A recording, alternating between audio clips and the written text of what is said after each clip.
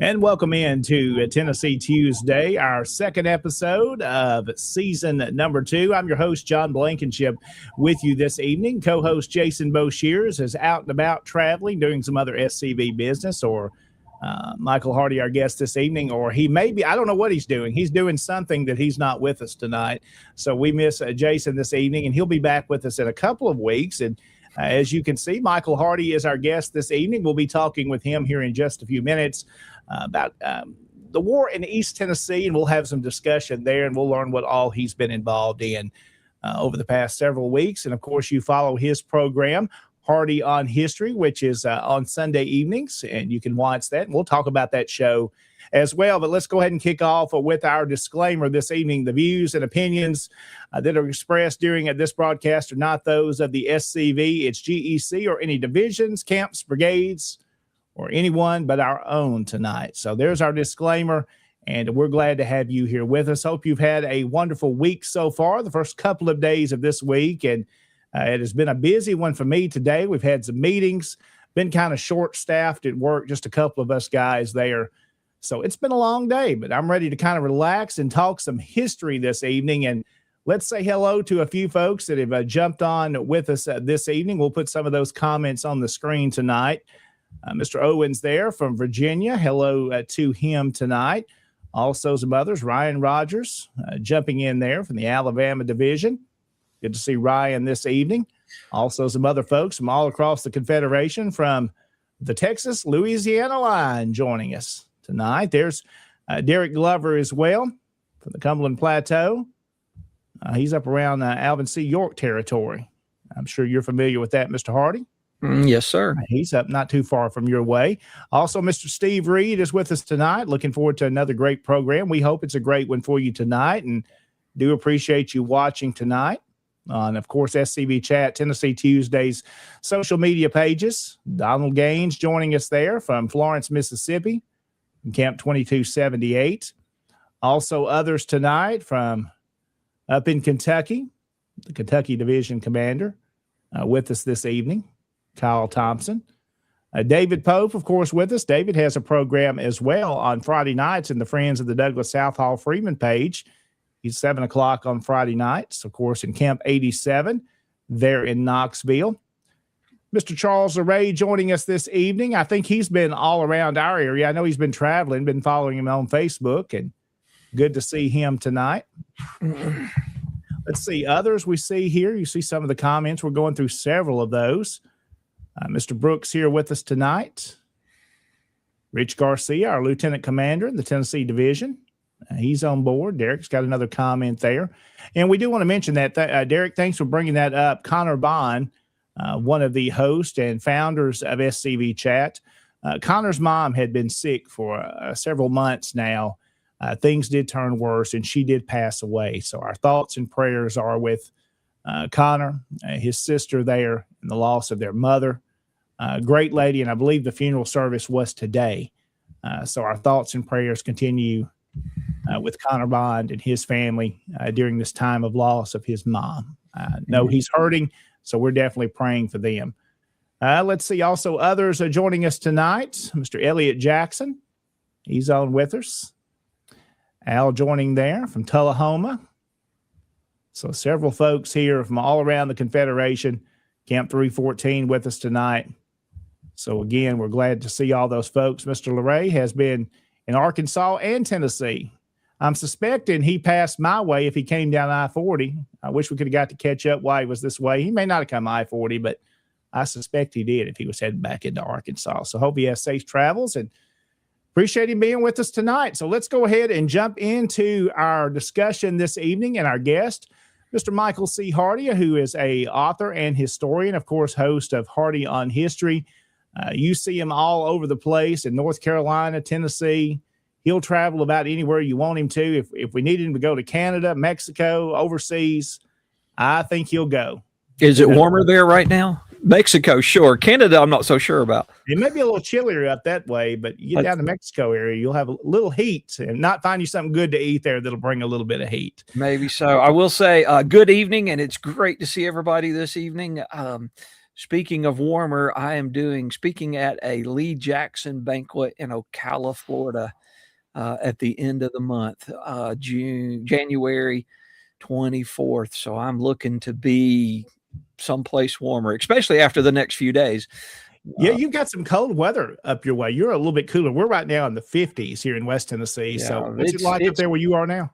35 degrees here right now, and they're calling for snow tomorrow night. So it's okay. I mean, I sit in here by the fire and work, but there you go. As long as you're warm, you're in the house and taking it easy, staying warm. And let's talk a little bit about you for folks that are watching tonight. I know many know you, but many may not. And we want to kind of do a little introduction here. Of course, we said author and historian. That's kind of generic. That covers a lot of stuff. You have written several books. Michael, tell me a little bit about some of the books you've written. And let's kind of start there, a little bit about you tonight. Sure. Well, I started researching writing about 30 years ago. Grew up reenacting, really grew up reenacting. I started when I was 10 and joined SCV camp in my later teens, the Bluford M. Sims camp in Ocoee, Florida, but then moved here to Western North Carolina. I have a lot of family from Western North Carolina, East Tennessee, Eastern Kentucky, and got here and really was standing there. We actually moved to Boone for my wife to go to grad school, and I'm standing there looking at the shelves, and I'm like, man, there are so many great regiments, and stories out there, and nobody's telling those stories. And that's really where it started. I wrote my first book on the 37th North Carolina troops that served in the Army of Northern Virginia, and almost everything since then has in some way almost been connected to that first project, whether it's writing about Western North Carolina or East Tennessee, and it's not just wartime history. I write a lot of local history. I write a lot of North Carolina history. It just really goes all over the place. I think history should be accessible. That's very true. And so many times it's not. So what kind of where did you get your writing skills? Is that something you just developed for the first book, or I was a reader? Formal training? No, well, I mean, I went to university and all that other stuff, but it's really reading. I grew up devouring books left and right. My parents would take me to the library I would check out, and I grew up reading a lot of the classics. Clifford Dowdy, Burt Davis, Douglas Southall Freeman, Bruce Catton, just, all of those. Alan Nevins is another one. All of those books. And I really, at the time period, I really only read about the war almost exclusively. What sparked your interest in history? Maybe I should ask that. Did that come in with your parents? How did that? No, I had an uncle. When I was 10 years old in 1982, I had an uncle take me to a Civil War reenactment, and he bought me a hat and he bought me a jacket, and I got to carry the flag. And I thought that was the grandest thing in the world. And I went home and I said, Dad, we have got to go do this. And we did, and we'd go to, 3 or 4 reenactments a year. And then when I got old enough and could drive myself, and then, my late teens, early 20s, I was doing 25 or 30 events a year, traveling all over the eastern half of the United States, from the 125th Gettysburg to the 135th Gettysburg, the Sharpsburg / Antietam event that year, Murfreesboro, all of the big national events, got to go to all of those. And I remember being at Chickamauga, it's probably 1997. Our battalion fought in 4 of the 5 battles they had that weekend, and we were in the night battle on Saturday. And I remember taking the battalion back to camp, and I just happened to look back at the right time, and one of their aerial charges went off over the battalion. Oh, wow. And it just lit everybody up. And I'm like, this is the coolest thing in the world. Now, I don't do a lot of reenacting anymore. But that's kind of how you got really the interest started, was from the reenacting. Yep. We volunteer at a couple of historic sites as interpreters now. So I'm not out going to a lot of reenactments. If I can come home and not have a long rifle to clean, I'm really happy about that. Especially do you use the term living historian more now? Is that the term? Living historian or historical interpreter. Okay. And that's really when you're at a historic site, you're really a interpreter. You're often interpreting pieces of the past for the public. And a lot of times it's mundane things, how they cook, how they lived, how much firewood they had to chop. But you do a lot that is site specific. But it's connecting people to that time period, and hope it sparks an interest in them to want to dig deeper and learn more beyond just the basics. Yes. And you'll find a lot of people that have a lot of great questions. You'll have people, we've noticed at some of the sites we volunteer at on a regular basis, they come back, they've heard something new that they want to talk about or something, and they'll come back again and again and again, and, with new questions and things. And that's a really cool part of it, is building that relationship with people. They're stuck in the 21st century. I'm stuck in the 18th or 19th century, depending on the site. But it's really great. It really is. And a lot of times people will talk about how there's not a lot of young people, but there are. I mean, we've noticed that. We've really started to pay attention to the amount of young people that are coming to these historic sites. That's good. And we've noticed, especially in the past year, since we have this influx of new people that are moving to the South, whether I'm volunteering in North Carolina or Tennessee or Southwest Virginia or wherever, we've got people coming out to these historic sites that are saying, I'm new to the area and I want to learn more. And I'm seeing that same thing. We've had a lady that came in through Humboldt here last week, doing it. They were doing a little bit of video, starting to get into that. Her and her grandson, she's in her 70s and just now learning video and doing vlogs for YouTube. And she said, hey, I've heard about Humboldt, that it had some history here with this and that, and got to show her some sites and recommend some sites. And she said, I moved to the South. I was raised up north. And she wanted to learn about the South. And one of those things she asked about, she said, I've heard you have a Confederate monument here. Right. And the lady, we won't go into a lot of detail. I wasn't expecting that from her, wanting to see the Confederate monument. Right. She wanted to know the history. And I think there's people moving in here. They want to learn about where they're moving to. Yes. Who these people are. Yes. And I've always been like that. I can't visit someplace, even if I'm just there overnight. I still want to know the history. When I was younger, the first place I'd go, any new town I went to, was the cemetery. Yeah. Just to look at, the architecture and gravestones and the iconography and all of that. And, if you got a local history museum, I was in Iuka, Mississippi. I spoke to the camp in Columbia, Tennessee, and I spoke to the camp in Athens, Alabama, and I kind of took this little jog through Shiloh and to go to Corinth and Iuka.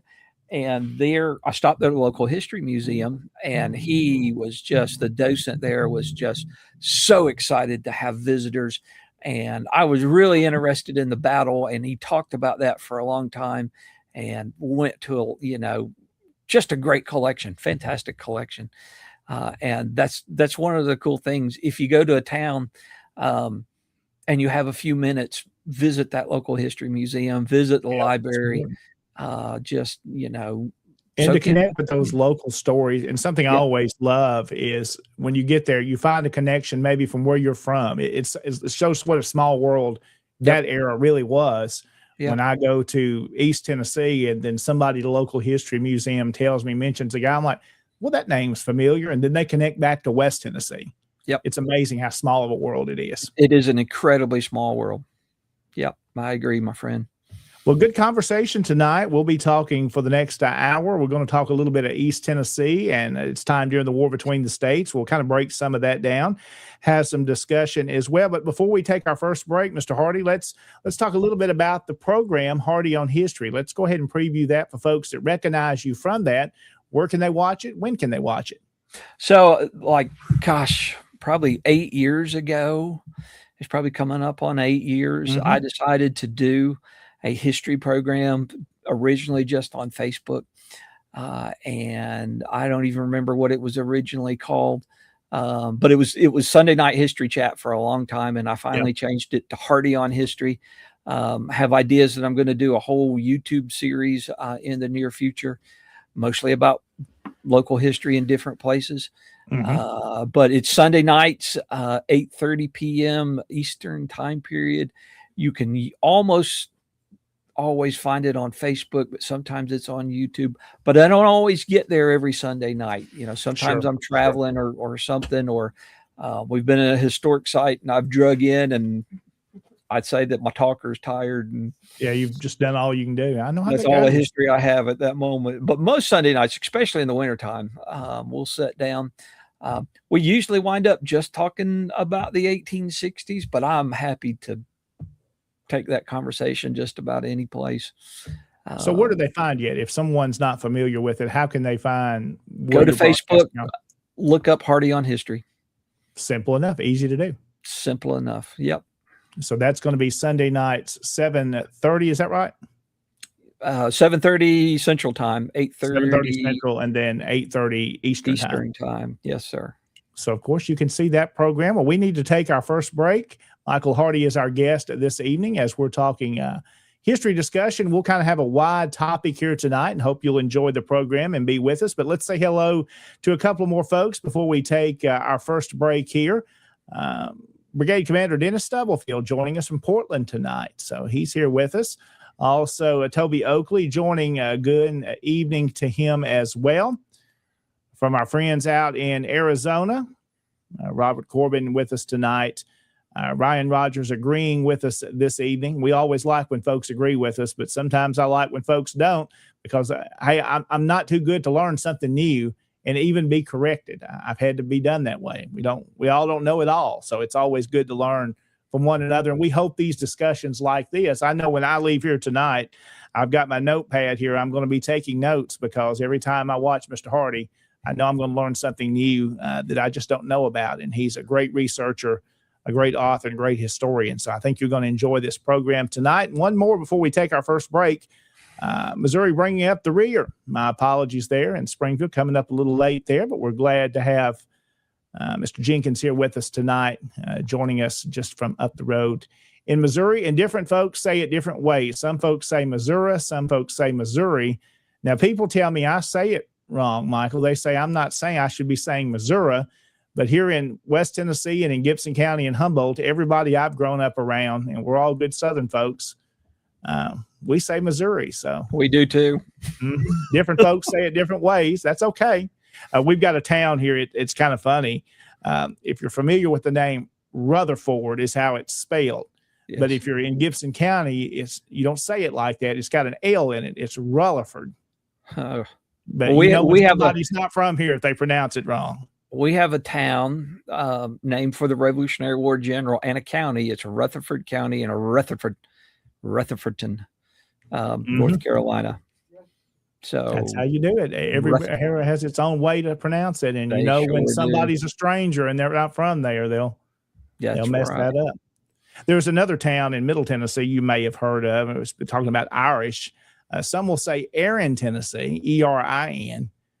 Folks around here, and some that I know up that way, they pronounce it Erin, like you've got an ear as Erin. So my mom was born in a little coal mining camp in Wise County, Virginia, that everybody calls Rhoda. Okay. RHODA. Oh, wow. There's no E-I-E anywhere or anything on the end of that word, but it's Rhoda. I love it. I love it. Well, again, our time right now, it's about 7:21. Thank you for watching Tennessee Tuesday this evening. We do need to say thanks to our Patreon sponsors this evening. If you'd like to be a Patreon member and help support SCB Chat and Tennessee Tuesday and all of the programs that are associated with SCB Chat, again, you can go to scbchat.com. And you can become a Patreon member from a small amount of money to a large amount of money and become a donor and supporter of this channel. Again, it's not free to make this happen. It does cost money to make it happen and bring you this programming. So we hope you'll consider becoming a sponsor of this show and, of course, SCV Chat in general. So you see those names there of those folks that have supported us. And also we want to say thanks to Dr. Chris Cummings down in Mississippi. He's a specialist in knee pain. And man, I've got a lot of knee pain and joint pain, and he can take care of that and get you back feeling better, get you moving around better. Dr. Chris Cummings, he is in Mississippi, a longtime SCB member, and does a good job. And he is one of our sponsors of this program here this evening of Tennessee Tuesday on SCV Chat. So we're glad to have you here with us. We're going to come back after this break. We'll be continuing our discussion with Michael Hardy this evening, and we'll be talking about the history of the war between the states in East Tennessee and its overall involvement in the whole war. So it's going to be a good discussion. We'll be back right after this. There is a place nestled in the rolling farmland of southern Middle Tennessee. A home constructed in 1837, nearly lost to the ravages of war. Saved by a servant and a Confederate general. A place where families loved and lost. If walls could talk, what stories could be told? If a place, a home, can feel love, loss, pain, surely this is one of those places. Nearby is a more recent structure, and inside are the stories of heroes and heroines, stories of battles won and lost, stories of sacrifices made by the people of its native soil. A place that will tell the true and complete story of the Southland and the war fought for its freedom. From the causes that led to the conflict to the modern-day struggles to protect Southern history. Historic Elm Springs and the Confederate Museum at Elm Springs are the general headquarters for the Sons of Confederate Veterans. A place where the story of the Southland and its historic struggle is preserved and told. Come and discover your history.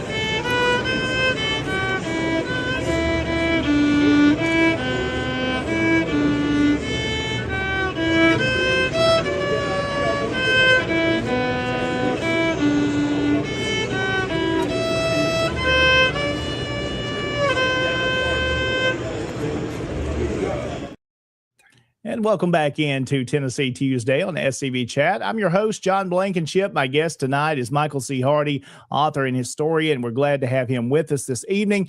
If you'd like to learn more about the organization, we'll be talking about some throughout the program tonight, the Sons of Confederate Veterans, especially the Tennessee Division. You can visit our website, TennesseeSCV.org. I serve currently as the Tennessee Division Commander.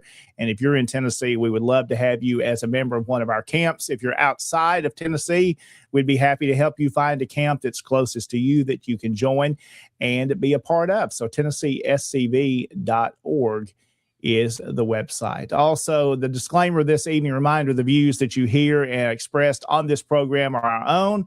Nothing to do with the SCV. It's DEC, GEC, brigades, camps, any of those involved. These are our own opinions tonight. So we're glad to have you with us tonight on Tennessee Tuesday. This is our second episode of season 2. Mr. Hardy, it's hard to believe tonight that we have already gone through our first season of 16 episodes. It's been a lot of fun, something me and Jason have talked about for a good while about wanting to do this. I'd kind of had this idea. Connor and Harrison started off over 5 years ago now with SCV Chat to bring our mission, our cause, and bring history out to the public and what we do. It's been successful, and we're glad to be able to be a part of that. And we continue tonight with talking with you. You're no stranger to video, of course, on social media, as you've been doing a program we talked before the break for several years now. It started with going back, about 8 years, I think you said it was? I think we're coming right up on 8 years. Probably in the next 3 or 4 weeks, it will be 8 years. Yeah, hard to believe that time. It was Sunday Night History Chat. I know when I first started watching is what it was called. And I think I've joined you a couple of times. We've had some good programs. Always enjoy watching. And now Hardy on History. It's got one of those big names now to it. That's right. That's right. Maybe it'll go someplace. Absolutely. Well, there's Mike Beck. I know you know him. He's not too far away from you up there in Morristown. So hello. Doing a great job at the Longstreet Museum. Yeah, he does a great job, and we'll be up there for the Tennessee Division reunion that's coming up in April, and we'll talk more about that a little bit later on as well. My friend Jim Collinsworth, who is our Tennessee Division chaplain, joining us this evening. So hello to Jim. Glad to have him here too. And also from the great state of Arkansas over in Hot Springs, from the James M. Keller Camp 648, Mr. Floyd Harvey with us, was there, I think it was about 3 years ago, I believe it was, for the national reunion. Great job there. Look forward to coming back to Hot Springs again. So we appreciate him being with us and all of you watching tonight. And now let's kind of jump into our topic this evening. We're going to be talking about East Tennessee, the war between the states, Confederate Union. We'll kind of go that way. And I'm not as knowledgeable, I don't mind admitting, of that area that I should be. So I know I'm going to learn something tonight. I think you watching this evening with us will learn something. And Michael Hardy, again, is our guest. And let's kind of jump into that conversation tonight, Michael. And I'm going to let you kind of lead off, and then we'll kind of go the direction you want to go. Sounds great. Sounds great. So probably 20 years ago, I was working on a book of, it was about the 58th North Carolina. And there were only 4 North Carolina infantry regiments that would serve in the Western Theater, either with the Army of Tennessee or the Department of Alabama, Louisiana, Mississippi. Well, the 58th was one of them. They spent the first 13 months of their service in East Tennessee. In fact, they may have actually been organized in East Tennessee. A couple of different stories about where that took place, but they spent the first 13 months basically doing garrison duty, stretched out from Cumberland Gap all the way down toward Campbell's Bridge, not quite to Knoxville, but in that general area. And so one of the things I did as a part of my research is, I'm hitting the libraries over in East Tennessee, and I'm trying to find information, and you never know what little piece you're going to find that is going to help you tell a story. Well, I discovered that, and we'll come back to this in a minute. I discovered that there wasn't really a lot on the Confederate side when it comes to East Tennessee and the war. Yeah. And and I'll tell you a little side story about that. There were a lot of members of the 58th North Carolina who got sick during the war and died in East Tennessee. And there had been 2 or 3 of us that had looked for the cemetery where they were buried at for years. And a friend of mine lives in the county north of me, just happened to go into their local museum in Campbell County, Tennessee, and asked that question. The question we'd all been asking, do you know where there's a Confederate cemetery around here? Well, there was an elderly lady in the museum that day, in the historical building that day, who said, my family has this story. Oh, that's the ones you love. Confederate soldiers that had been buried in their family cemetery. And it's called the DeLapp Family Cemetery outside of La Follette. And a bunch of people got involved, cleaned the cemetery, got a bunch of stones installed. And I spoke at the dedication service for that. And that was probably 20 years ago, give or take. Now, were there any marked burials there, or was it just all legend that they were there, stories from family? You could see the graves and you could see the field stones. Oh, wow. And so there's probably over 100 Confederate soldiers buried in that cemetery. And they died from illness, sickness, disease? Yep, illness, sickness, and disease. I don't know what made them sick. It could have been the water that made them sick. They died in the wintertime. There's not a lot of stories of measles or anything like that. But they just died. They didn't get brought back home. They were buried in that lady's family cemetery. So what kind of time frame is that? How long, what kind of period did they die in? Late 1862, like October of 1862 through August of 1863. Oh, wow. And so that is one of those cases where we were able to change history. I mean, document history. And I know sometimes we talk about how we shouldn't be changing history. There's a lot of history to learn and things that need to be updated and things, because we've got so much, and technology has come into this. I'm sure you've seen this in your years of research when you used to have to travel everywhere, and you still have to do that. There's no way out of some of that. No. But when those researchers were doing it 50 years ago, 60 years ago, they didn't have access to some of the things we now have, and which when I started change history, but it's maybe corrected or added more information to. Well, at times we flat out change history. We will learn new things that change what we thought we knew. And it's great being able to tell those stories, to have somebody to walk up to you and say, I'd never heard of that before, or that's that changes what I thought I knew about that event, because we found a new set of letters or a diary or something that allows us to better tell that story. How does that affect you in writing? That's something that's kind of been a challenge to me, and being local historian, county historian here, and telling our local stories. You always learn something new. I feel like when I've written this down and say put it out to the public, maybe it's using social media, and then this new thing comes up that changes some of that. How do you handle that as a writer and as an author? When these things, you put a book out, and man, this whole new story is coming, it's changed some of that. How do you handle that and deal with that? I often say that if you want to know if something's right or wrong, put it in print. Yeah. Because, somebody's going to come up and say, that's not true or something. I think a lot of times if you talk long enough and beat the bushes, especially in doing local history, then a lot of times you're pretty sure about what you're going to write. But a lot of times it's in how you set it up. We think we know this story. This is what we think we know. This is what we heard. If you know of something different, send us a note and we can make an addendum or something to this. But it is a challenge, and there have been occasions where I've printed something, written something, and had it published. And somebody has come in with new information or something. But that's what makes it exciting too. That's the fun of research. I mean, you're like me. We love research. Yes. We love discovering these things. I probably bore people today. I know I bore my wife to death with some of this stuff, Michael.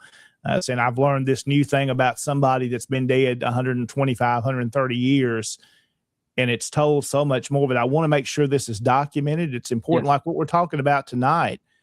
A lot of folks don't know much about Confederates in East Tennessee, that they were there, that there was Confederate stuff happening in East Tennessee, not all Union. Yes, I'll give you one more story, and then we'll go to East Tennessee. I wrote a book on North Carolina's aviation history that came out about 8 or 9 months ago. And as I'm sitting here doing the research, and it was a tremendous amount of research, I kind of had this running dialogue with my wife while she was at the college. I would send her a note going, "You're not going to believe this." And I would launch into some story about something I had found. And so she said I should have had a chapter in the book that says, "You're not going to believe this," or That's great. something That's along great. those lines. But there is so much to learn. And you would think there's probably 70,000 books on the war. You would You think think that it would all be discovered by now and known and yes, documented, but it's just not. Even I think of my local area, your local area, I'm always learning something new. always learning something new. So I was that 20 years ago working on that book of that Confederate regiment that was stationed in East Tennessee. Kind of really whetted my appetite to try and learn more and dig more and get more information out there.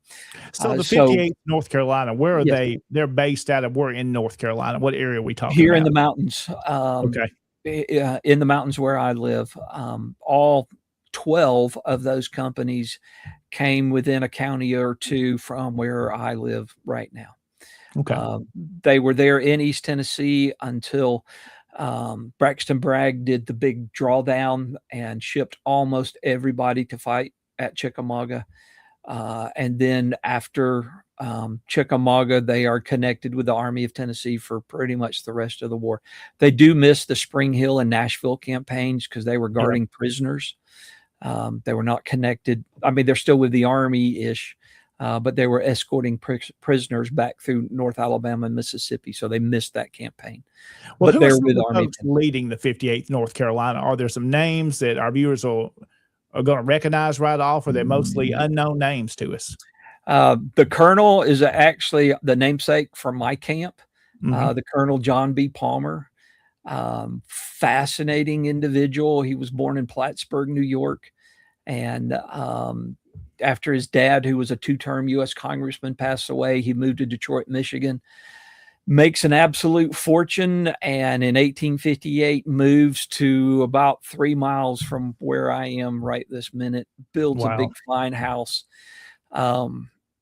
becomes colonel of the 58th, is wounded at Chickamauga, and then becomes departmental commander in Western North Carolina. This is after East Tennessee, after Burnside takes over East Tennessee. Yankees burned his house in June of 1864. And after the war, he moves to Columbia, South Carolina, becomes president of 2 different banks and vice president of 2 different railroads. Hung out with Wade Hampton. Just the upper crust of society. Well, the first time you mentioned being born up north and coming to the South, where was his viewpoint? Where did he stand at the beginning of the war? Was he a Unionist? Where did he stand? No, he was not so much a Unionist. Like many people, he didn't want war. Yeah. But after the war is over, he has to apply for presidential pardon. Some of his neighbors from Detroit write in and say that he should not be a pardoned because he was an unreconstructed rebel. So obviously his sympathies were really with Southern ideals. So, I mean, he's right there. I'll tell you a funny story. The first time I ever visited his grave, he's buried in Columbia, South Carolina. My wife, Elizabeth, went in the cemetery office because that cemetery he's buried in is huge. And there are 2 unused plots in 2 unused grave sites in his section, his family section. And the lady in the cemetery office was doing her best to sell those to my wife and me, so we could be buried with Colonel Palmer in Columbia, South Carolina. So that's just one of those amusing stories, family stories, history stories. But so 58th North Carolina troops were in East Tennessee for 13 months. guarding gaps. This is the time of Carter's raid and Yeah. several other things going on there in East Tennessee. And that kind of whets my appetite for that area's history. I have ancestors that lived in East Tennessee. They were a part of the Watauga Association and that whole area going back into the 18th century. A few years later, I come up with this idea to write a book about some of the counties from North Carolina and East Tennessee that butt up against each other. So on the Tennessee side, this would be Johnson County, Carter County, Washington County, Greene County. Unicoi County didn't exist then, but on down. And then there are North Carolina counties, Ashe, Watauga, Avery, where I live, didn't exist, but Mitchell, Yancey, Madison, Jackson, those counties. And what I wanted to look at is the way that the war moved back and forth across those lines. Because here in Western North Carolina, almost all of our military action during the war comes from East Tennessee. Okay. It originates in those East Tennessee counties. There's not much that goes on prior to September of 1863, but in September of 1863, almost all of the Confederates have been stripped out of the area. Burnside marches in and takes Knoxville. Well, let's talk about, and you mentioned how it came from really East Tennessee into your area. For folks that may be new and learning more about this tonight, why did it move? Is it landscape? What's the reasoning you see there? Landscape is part of it. There are just a handful of passes through the mountains that would allow folks from East Tennessee to gain access to Western North Carolina. But the area, especially in Western North Carolina, is so isolated. We don't have a railroad. We don't have large numbers of troops, Confederate troops in the area. There are a lot of men who joined the Confederate Army from the area, but they've all shipped out into these other regiments that are in the Army of Northern Virginia, that are in the Army of Tennessee. And so the area is really unprotected. But one of the things I learned is not all, but a lot of the activity is family-based. Okay. So you will have dissidents or men from Western North Carolina that should be in the Army because of the conscription laws. Well, they are avoiding conscription and they will run over into East Tennessee. They will join one of the federal regiments and they'll get a uniform, they'll get a rifle, they'll get fed, they'll get money. And they come back in small groups and start to raid the farms of their pro-Confederate neighbors here in Western North Carolina. And there are numerous examples of that taking place. And as we move out of, and that's really because the Confederates they've moved on from your area and it's kind of left open. I guess you've got these scoundrels, I guess I kind of want to call them. They see an opportunity here. Yes, they do. They see an opportunity here. So they will come over and they will rob the countryside blind, literally. And they are, and in the interpretive programs we do about this time period, we describe it like this. There's a knock in the middle of the night on your cabin door. And these Unionist or whatever you want to call them, scallywags is a great word, will come into your cabin and take everything you own, literally everything you own. They will take your bed tick, your mattress, your bed sack off your bed, cut it open, take out all of the feathers or straw or whatever you got in there, take everything you have, including the clothes that you're wearing, and ride off into the night. Sometimes they'll burn your cabin down, but not always. They will ride off. Is there much wealth in this area of North Carolina at all, or is it very? These are poor people. These are poor people. A lot of the stuff that they take, and this is a really unexplored topic, but a lot of the stuff they take winds up for sale in a black market in Knoxville, Tennessee. Wow. And it's just, anything that they can get and steal. Charles, I think scallywag sometimes is too nice of a term. Yeah, but it I probably will is being really, nice. Yeah. we'll keep it PG this evening and not tell you what I really think about these people. But at the same time, your Confederate ancestors sometimes are doing the exact same thing. That's true. Mm-hmm. They are going over into East Tennessee, and they are trying to find the people responsible for who have raided their farms, and they're raiding their farms And doing the same thing to them. and doing the exact same thing. Now, I've never found even a slight reference to a black market like the one that was in Knoxville, in any place like Asheville or Morganton or any place. I'm not saying it didn't exist. Yeah. But that comes up to something we're going to talk about here in a minute. But about how little this information is and how skewed it is. But it's not so much the blue versus the gray in these areas that I live in the East Tennessee. It's not so much the blue versus the gray. These are family fights. Yeah. Because we're all related somehow. Mm-hmm.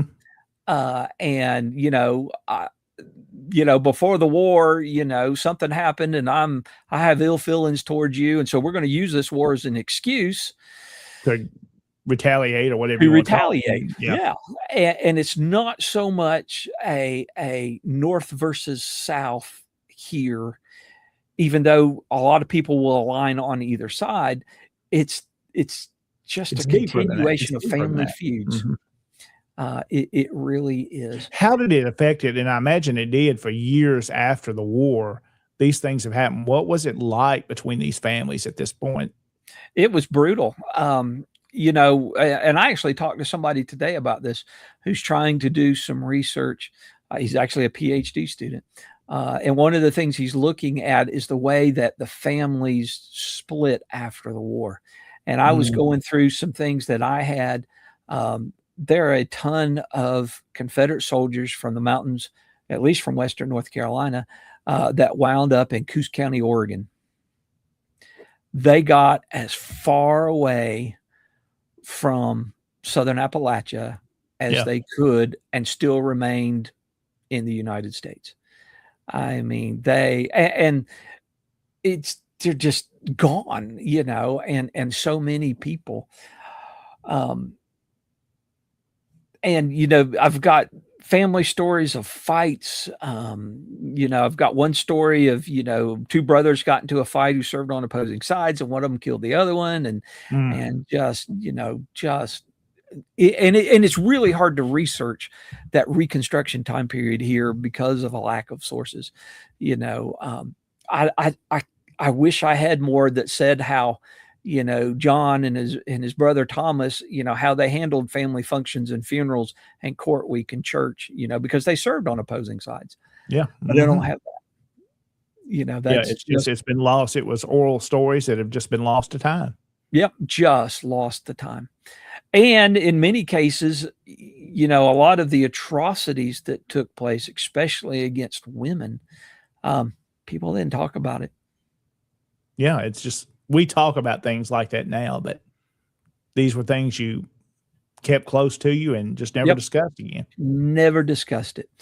And I understand that on a personal level.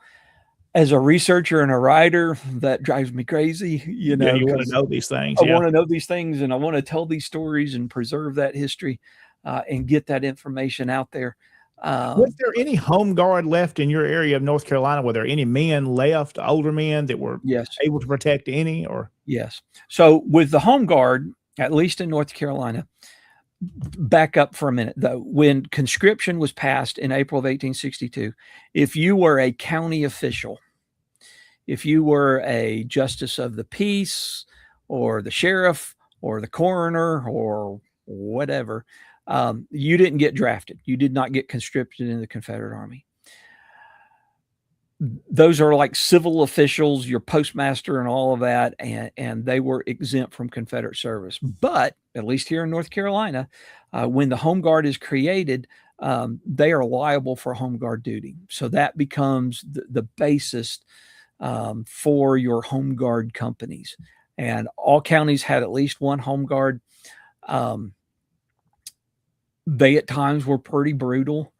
If you have seen the movie Cold Mountain or read the book, Charles Frazier's book, a lot of that is based upon true accounts. Now, if your family were good pro-Confederate people, the Home Guard was your best friend. They'd come cut wood for you. They would help with your harvest, whatever.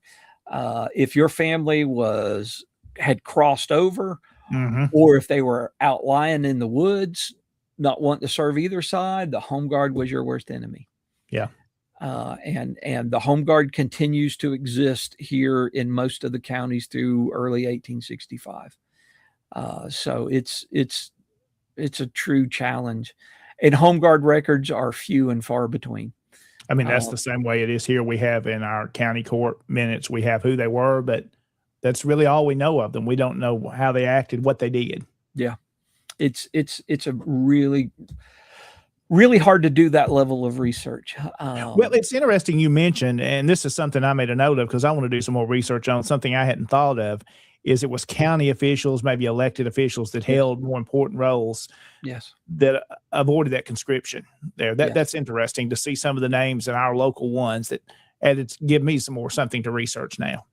At least here in North Carolina, we don't have county commissioners. We have a court of pleas and sessions. And we would, the same way. Yeah. Each county is divided up into however many districts. And each one of those districts has a justice of the peace.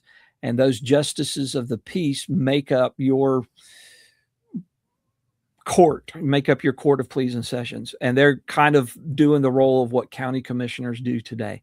They are working on the roads. They're doing bastardy bonds. They're doing just any of that stuff. We don't have bastardy bonds anymore, but that's something they did then. And, that was something, indentures, just taking care of the county courthouse, the jail, whatever. That's what they did.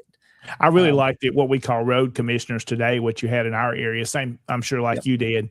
You were responsible for this section of the road. Someone was appointed over it.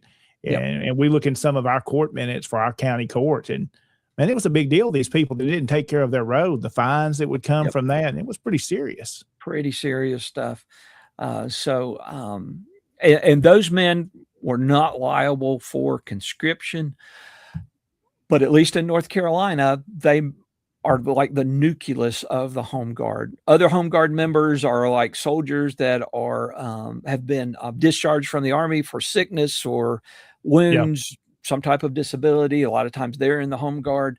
In fact, at least 2 of our 3 Home Guard commanders here were former Confederate soldiers. One of them was wounded, and I think the other one got out on a sick discharge. But so that's, and Home Guard records are hard to come by. They don't exist. They just, for the county north of me today, I was able to create a roster. One comes from a letter that one of the Home Guard members wrote that's in the state archives talking about the men he served with. And he was an old man when he wrote the letter. And the other one comes in one day, I'm doing a program, and a lady walks in with a brown paper bag. And in that paper bag is a book that's got the roster. It's a wartime penciled in book, the roster for Company A of the 11th Battalion Home Guard. And so I know more about that Home Guard than I do others because I have that roster. So if you're out there doing research on a particular county, you never know what's going to walk through that door, that somebody has had in their family. It's in their attic, it's in a trunk or whatever. And we always get really excited when that happens. You so being in the library business. Yeah. So we know the 58th North Carolina spent their time in East Tennessee. And what else was happening in that area at the time? Do we want to kind of jump back to that? Well, we've got a lot going on. We've got the bridge burning episode in November of 1861. That is why the 58th North Carolina is formed.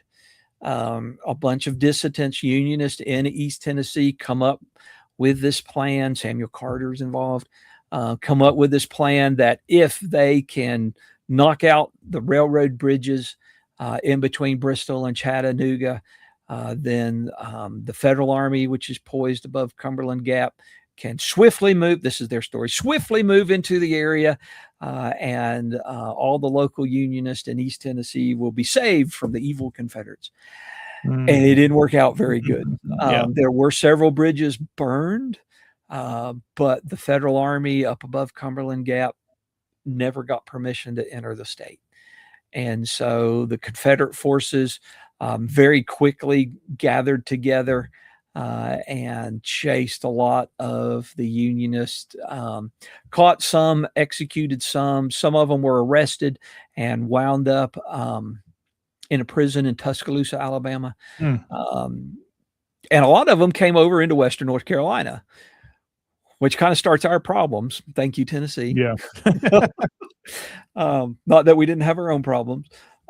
So that takes place right before that's kind of why the 58th is formed. The governor, Governor Clark at the time, authorizes these ranger companies to be formed in the various mountain counties to protect the mountain passes, and that's the nucleus for the 58th. They get over into East Tennessee. You've got Carter's raid moving down toward Knoxville. You've got several other little raids. The 58th wind up at Cumberland Gap when E. Kirby Smith moves into Kentucky, and they're kind of garrisoned there in Cumberland Gap. One of the jobs they don't like very much is that the Federal Army has planted what they called torpedoes or landmines in the road, and the 58th have to get in there and dig those things up. So they're just here in that time period. They're getting sick. Some of them are deserting and coming back home. I mean, just typical late war or later regiment problems. And then, like I said, once Braxton Bragg begins to pull in all of these forces to go fight at what becomes the Battle of Chickamauga, they leave the area. And of course, we know that Burnside moves into Knoxville at that point in time. The Federals will control Knoxville for the rest of the war, and the Confederates control the area around Bristol and Elizabethton, and that area in between where Greenville, Mossheim, Rogersville is largely a no man's land.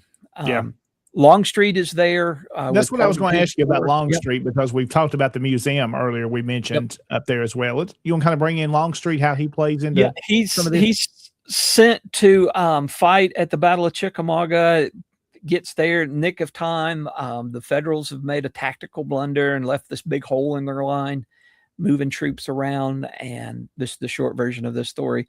And Longstreet sweeps in and exploits that gap in the Federal lines. Of course, Chickamauga is one of the few Army of Tennessee victories.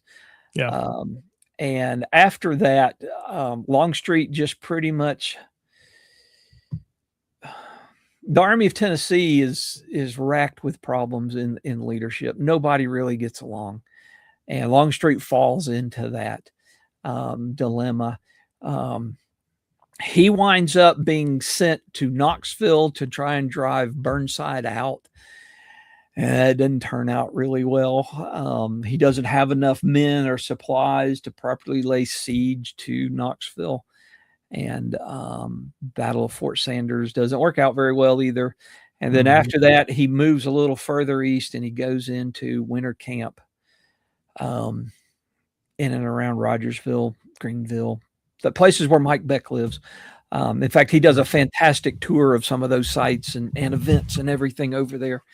And then in April of 1864, he is ordered to rejoin the Army of Northern Virginia and gets there in time for day 2 of the Battle of the Wilderness in May 1864. Do you want to mention a little bit about some of the Confederates that may have organized in East Tennessee? That I know I saw a comment here, someone asking about that. They're in that area that kind of we're talking about. So that leads me to a kind of a great little point. When I wrote Kirk Civil War Raids Along the Blue Ridge, I tried really hard to put together for these 6 Tennessee counties I'm working on a list of all of the companies that came out of these counties. And of course, you have 10 companies that make up a regiment. Sure. Usually those companies come from different counties and will be formed into this regiment. They elect their colonel and lieutenant colonel and major, and they go off someplace and fight typically. Y'all in Tennessee don't have a really good list of a county breakdown of, and let me say this, and let me challenge y'all in the Tennessee Division to create a list. That would be a fantastic piece on the Tennessee Division's website. Yeah, absolutely. Each county breakdown, that would be county breakdown. That'd be good. These are the companies that came from Carter County or Knox County or Campbell County or wherever. There's some pieces of things, but there's some in our area. I've got some pieces, but it's nothing complete. No, it is nothing complete. And I spent a long time trying to create that list, for these counties. And it was a really challenge. And one of the things I want to bring up, they're talking about soldiers who came from East Tennessee. The common numbers that are passed around is that there were 35,000 federal soldiers and about 25,000 Confederate soldiers from East Tennessee. I don't know of anybody that's ever actually counted. Yeah, that's sometimes we say this amount, but have we ever counted? But I can't find anybody that, and a lot of times you will have soldiers, especially that live in counties that are bordering other states.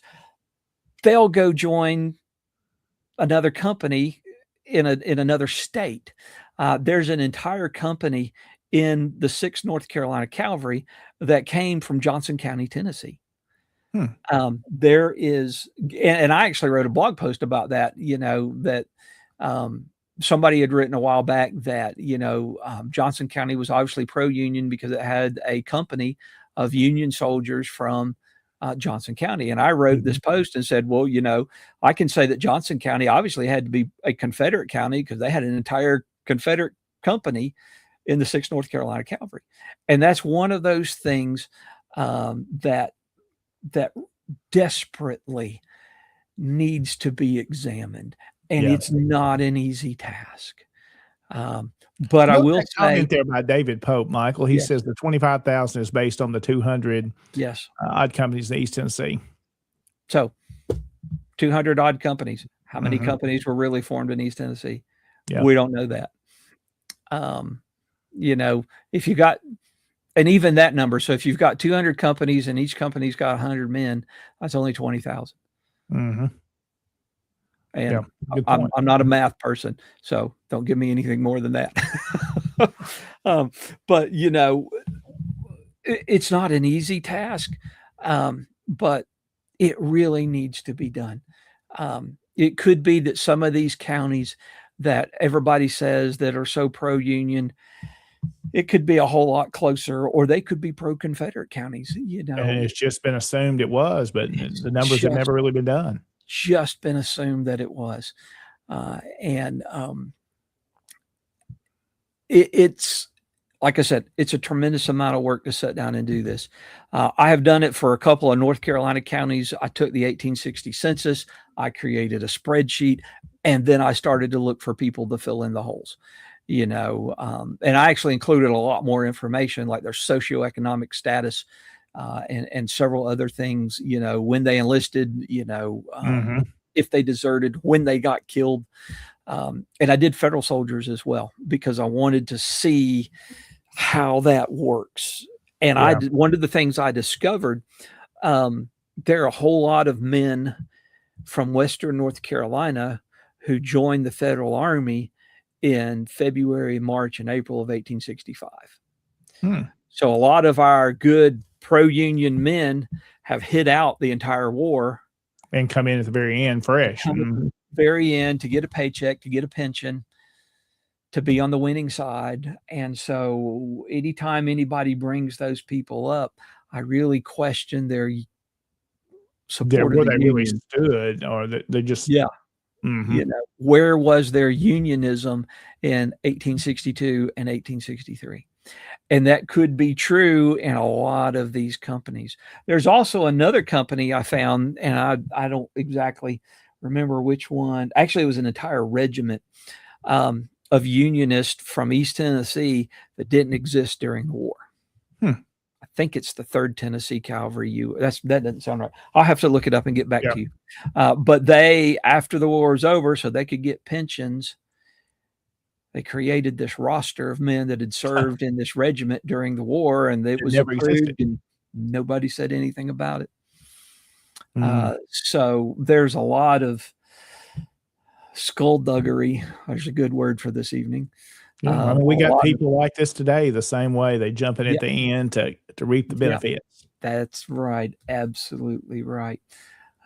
So I started doing research, and I started looking at these six Tennessee counties, and I dug as deep as I could. You know, I hit pensions, and I hit Southern Claims Commissions, and I hit newspapers and family histories and all of these things, trying to build as much of this story as possible. And I discovered several things. One of the things that I discovered is that, you know, we talk about how a lot of people, we don't talk about it that much, but a lot of people talk about how pro-union East Tennessee was. And the reason why that gets talked about is because starting in 1868, 1867, people start to write books about East Tennessee. And I pulled some of them off my shelf. I won't remember all the dates right now, but you've got Dan Ellis and his Thrilling Adventures. Yeah. Which influences everything that has been written about East Tennessee in the war since.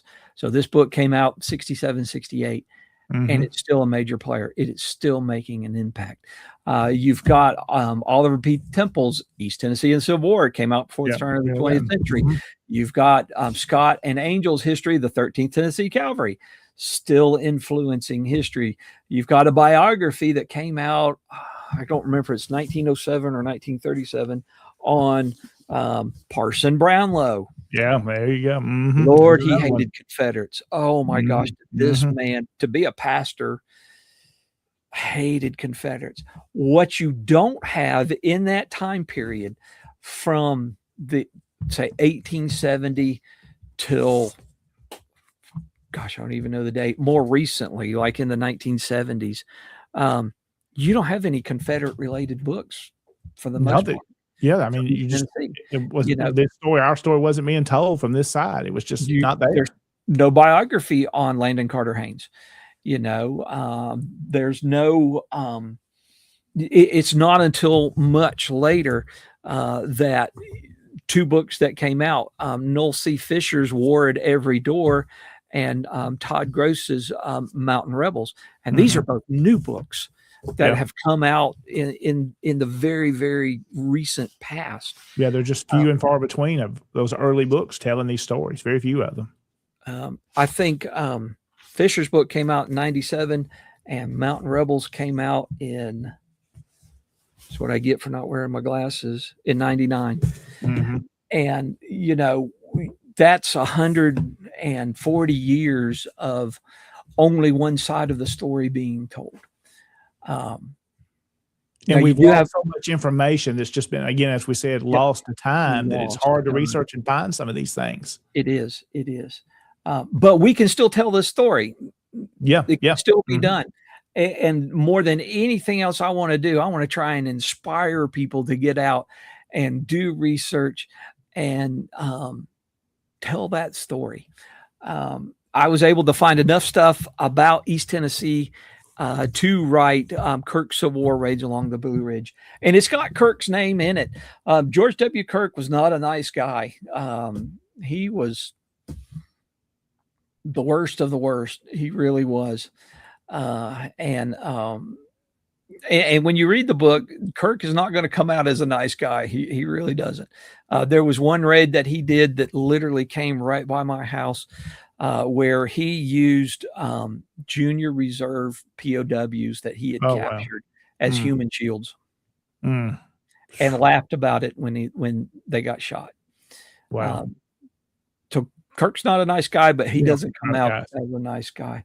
So it is possible to get out there in these counties and tell these stories, to do the research and to share that history. I mean, that's what we're all about. What does our charge say? It's our job as sons to be doing this. I think putting up tombstones is great. Putting up monuments is great. Cleaning cemeteries is great. But nobody ever goes to them cemeteries. Yeah. This written history is important. If you can't walk into your library and figured out what happened in your community or county or your part of the state, I'm not so sure we're doing the job that we were charged with. We're taking our ancestors' final resting places, but are we really telling their story? We're leaving their story out. Yep. And I think putting up tombstones is great. My camp's put up 250 in the past 20 years. But if that still doesn't tell their story, it doesn't tell their story. It's a name, it's dates, and where they served, but it doesn't tell. Doesn't tell about their experiences in camp or the families they left behind, the orphans they left behind. That's just stories that we need to be telling. Absolutely. Well, Michael Hardy's our guest this evening here on Tennessee Tuesday.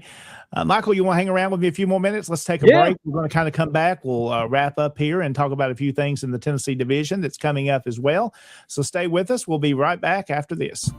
When my mother was in college, she danced with Confederate veterans. To me, it wasn't that far away. My father knew this. My mother knew this. Almost 50 years ago, I joined the Sons of Confederate Veterans. In those days, we weren't concerned about saving monuments or any of those things. That wasn't necessary. In fact, none of us had any remote idea that it would ever come up. We can't just sit there and react. We have to be proactive. Or, as Robert E. Lee said, the best way to disrupt your enemy's plans is to strike first.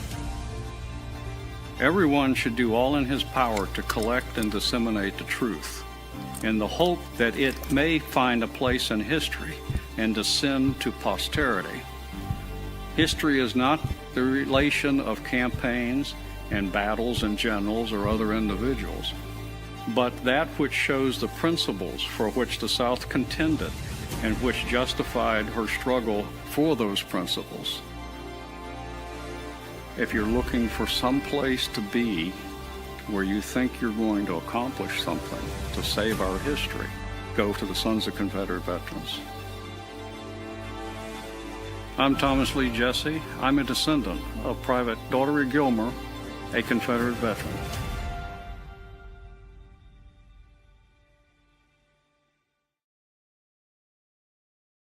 And we continue on Tennessee Tuesday on this Tuesday, January the 13th. Thank you for watching with us tonight. Our guest is Michael C. Hardy, who is an author and historian. We've been talking about East Tennessee and the war, and also, I guess we'd say, some of Western North Carolina, where the border of Tennessee and North Carolina connect there. Some good stuff we've learned tonight and some good information so far, and we appreciate him joining us this evening. And Michael, let's talk a little bit about, again, your program, Hardy on History. So if folks want to follow you and watch and hear these history discussions, and then we'll kind of talk a little bit about some of your books and how they can reach out to you. Sure. Hardy on History. Sometimes I have a program. Sometimes I'm just, open. I usually have something to talk about, but I just kind of open the floor up. Any question anybody wants to answer. And I by no means know it all, but I will do my best to try and help folks who want to learn. I've got thousands of books here in my library, and can usually have a recommendation or two if there's something you want to learn about. Don't always talk about the 1860s, but a lot of times that seems to be where the conversation goes, which I'm perfectly good with, perfectly happy to do. So that's Hardy on History. You can usually almost always find it on Facebook. If I have a guest or somebody come on, then I'll usually throw it up on YouTube as well. I know I've got Chris Hartley coming on soon, who's going to be talking about his new book on D.H. Hill. And it's most Sunday nights, 8:30 Eastern time, 7:30 Central time. Hardy on History. Very good show. So if they want to learn more about, how many books have you written now? How many you got to your name? Published 28, 29 and 30 have been turned in. Wow. But I have written 28 published books that cover a lot of different aspects of the war. It's not all wartime history. Like I said earlier, I do some other things, do local history or whatever. But a lot of it contends with various things that deal with the 1860s and that time period. My most recent Confederate related book is Feeding Lee's Army of Northern Virginia. It looks at foodstuffs from the private's point of view. And it's been selling great. It really has. And I've been traveling all over the place talking about it. And if you want me to come to your camp, go look me up, drop me a note. You can go to my website, michaelchardy.com. There's a contact form on there. You can drop me a note and we'll see what we can work out. Greatly enjoyed visiting a lot of the camps in the Tennessee Division. I think I was at 4 last year. Elizabeth and Rogersville, Columbia. I was at the headquarters camp. All over. And was it some other place? But I don't remember. After a while, it all runs together. So absolutely. So again, that website that they can visit is, tell me one more time. michaelchardy.com. Simple enough. They can learn all about your books and they can reach out to you, learn about Hardy on History, the program. And if they've got questions and want to purchase materials, also, if they need anything from you, that's how they reach out to you. Again, as we get ready to wrap up this evening, again, anything else we need to include before we finish up tonight? No, I will say that I have my first Revolutionary War book coming out probably in June of this year. And it's kind of a prequel to my Kirk Civil War Raids Along the Blue Ridge. It looks at Western North Carolina and what becomes East Tennessee. Tennessee doesn't exist yet, and the American Revolution. So be on the lookout for that. I don't have a firm date yet, but sometime this spring. Okay, so another book coming out. Great stuff. Always thank you for being here with us. Hope you enjoyed being on with us tonight. This was fun to do this, and know that the door is always open anytime you want to come back and be with us. Thank you very much. All right. Michael C. Hardy has been our guest this evening, and we get ready to wrap up tonight. A couple of quick things to mention to you before we get out of here. TennesseeSCV.org. If you want to learn more about our Tennessee Division reunion, which is coming up in mid-April, that's going to be in East Tennessee, and it's going to be up in Morristown, and will also be at the General Longstreet Museum for a monument dedication. The easiest way to tell you to get the details and registration is TennesseeSCV.org.